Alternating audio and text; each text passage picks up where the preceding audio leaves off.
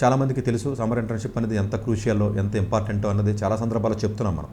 సమ్మర్లో ఏ విద్యార్థి కూడా ఖాళీగా ఉండొద్దు. ఇప్పుడు ఉన్నటువంటి కాంపిటేటివ్ వరల్డ్లో అప్ స్కిల్ చేసుకోండి, స్కిల్స్ పెంచుకోండి, కొత్త విషయాలు నేర్చుకోండి, రీసెర్చ్ చేయండి, జాబ్ చేయండి. లేకపోతే ఏదో ఒక రకంగా సమ్మర్ అనేది ఇంట్లో ఖాళీగా కూర్చుని మొబైల్తో ఆడుకుని ఇలాంటి విధానం ఏదైతే ఉంటుందో ఇప్పుడు అలాంటి విధానం లేదండి. స్కిల్ ఉన్నటువంటి వ్యక్తులకి జాబులు ఇస్తున్నారండి. ఇక మామూలుగా చదివిన కాలేజీల్లో ఉన్న సర్టిఫికెట్లు ఎవరైతే బయటకు వస్తున్నారో మొన్న ఒక అతను చెప్తున్నాడు, ఒక కంపెనీ ఎండి, సరే టిష్యూ పేపర్ కంటే ఏమైనా సరే ఆ సర్టిఫికెట్ కావడానికి వాల్యూ ఇచ్చేదని చెప్తున్నారు.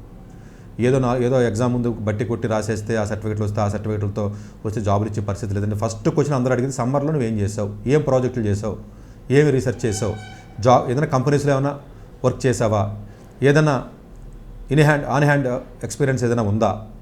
అంటే హ్యాండ్స్ ఆన్ ఎక్స్పీరియన్స్ లేకపోతే, సరైనటువంటి స్కిల్ సెట్ లేకపోతే, సరైనటువంటి ఎక్స్పోజర్ లేకపోతే జనరల్గా ఇప్పుడు కంపెనీస్ జాబ్ ఇచ్చే పరిస్థితి. జాబ్కి వెళ్తేనేమో ఫ్రెష్ మెన్ అని అడుగుతున్నారు, ఫ్రెష్ స్టూడెంట్ ఇవ్వని అంటున్నారు. పాపం ఫ్రెష్ స్టూడెంట్ కాకపోతే ఎవడు ఉంటాడు, ఫస్ట్ స్టార్టింగ్లో జాబ్ ఇస్తేనే కదా ఎక్స్పీరియన్స్ వస్తారని మీరు అంటారు. దానికే సొల్యూషన్ ఇంటర్న్షిప్స్.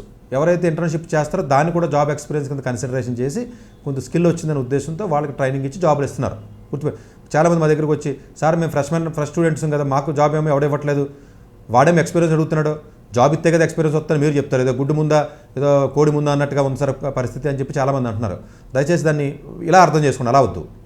ఎవరైతే first year summer, second year summer, third year సమ్మర్లు ఎవరైతే వర్క్ చేస్తారో, ప్లస్ లైవ్ ప్రాజెక్ట్స్ ఎవరైతే చేస్తారో మిగతా టైంలో, ఎవరైతే కోడింగ్ కాంపిటీషన్స్లో లీట్ కోడ్, గిట్ హబ్, నీట్ హోడ్ ఇలాంటి కోడింగ్ కాంపిటీషన్స్లో కానీ, కోడింగ్ ఫోర్సు, కోడింగ్ నింజాలు ఎవరికైతే ర్యాంక్ వస్తుందో, ఏ స్టోడ్ 5 స్టార్ ర్యాంకర్ కానీ 7 స్టార్ ర్యాంకర్స్ కానీ అలా వస్తాయో, జనరల్గా ఏదైనా ప్రాజెక్ట్స్ ఎవరైతే ఆన్లైన్ ప్రాజెక్ట్స్ కానీ ఆఫ్లైన్ కానీ ప్రాజెక్ట్స్ ఎవరైతే చేస్తారో, ఎవరైతే సమ్మర్లో స్ట్రాంగ్ ఇంటర్న్షిప్ చేస్తారో, ఎవరైతే కొంచెం మంచి ఇండస్ట్రీ కనెక్షన్స్ ఎవరికైతే ఉంటాయో అలాంటి వ్యక్తులకే జనరల్గా జాబులు వచ్చే పరిస్థితి ఉంది.